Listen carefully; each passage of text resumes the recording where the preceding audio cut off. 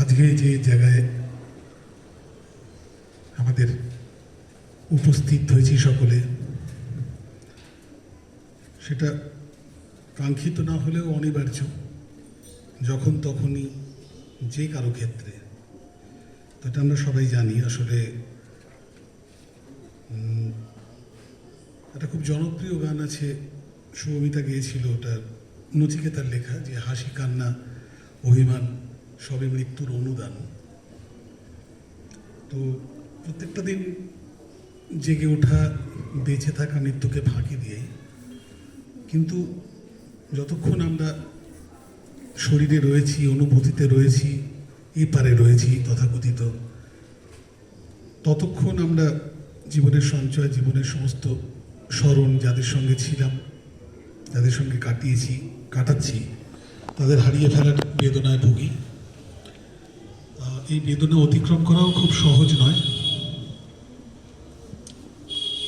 বিশেষ করে এত অনুষঙ্গ জড়িয়ে থাকে সব কিছুতে। আজকে বাপিনদার জন্য এখানে এসেছি, মানে মনেই হচ্ছে না যে বাপিনদার নেই, শুধু ছবিতে রয়েছে এটা মনে হচ্ছে না।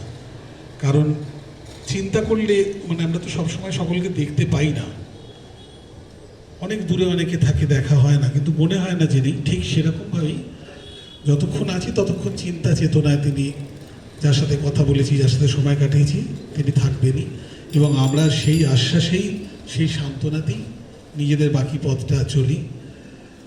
বাপিনদার সঙ্গে খুব অনেক দিন থেকেই, মানে আমি খুব সংগঠন এই সমস্ত বিষয়গুলোতে জড়িত থাকার সুযোগ সময় আমাকে দেয় না, কিন্তু কিছু সময় তো কাটিয়েছি। ছোটবেলায় ক্লাবেও যেমন কাটিয়েছি, অগ্রদূতের একটা সময় বেশ খুব সময় দিয়ে, মন দিয়ে জড়িয়েছিলাম। তখন বাপিনদার সাথে অনেক কিছু নিয়ে নানান রকম ইন্টারাকশন হতো। এখানে বুলুদা রয়েছে, একবার অ্যানাউন্সমেন্ট করতে গিয়ে বাপিনদা নানান রকম মানে ভ্যারিয়েশন করে বলতে চেষ্টা করতো। তো বলছে যে এরকম, আমার এখনো কানে বাজছে যে আমাদের ঘরের ছেলে উদয় এখন গান শোনাবে, সঙ্গে তবলা লহরা আমাদের আরেক ঘরের ছেলে শোভন। চাই বাপিনাকে, তুমি তবলা লহরা বললে কেন?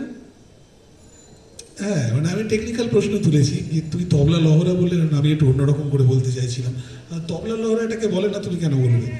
এইগুলো খুব ছোটোখাটো খুনসুটি।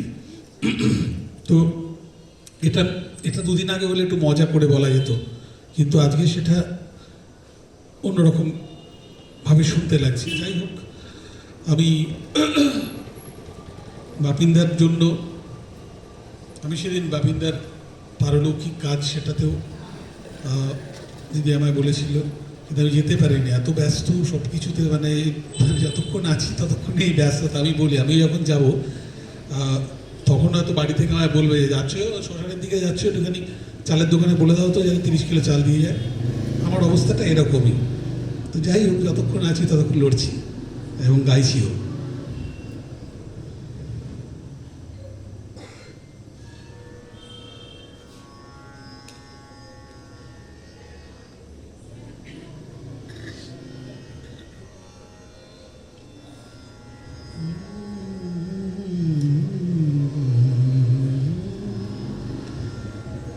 আমারই রচিত একটা গান, আপনারা জানেন অনেকেই। ঢেউ আসে আর ঢেউ যায়, অমৃত সাগর মোহনায়। ঢেউ আসে আর ঢেউ যায়, অমৃত সাগর মোহনায়। ধুধু বালু তটে কত ছবি ফোটে, ধুধু বালু তটে কত ছবি ফোটে, আর কত ছবি যে হারায়, ঢেউ আসে আর ঢেউ যায়।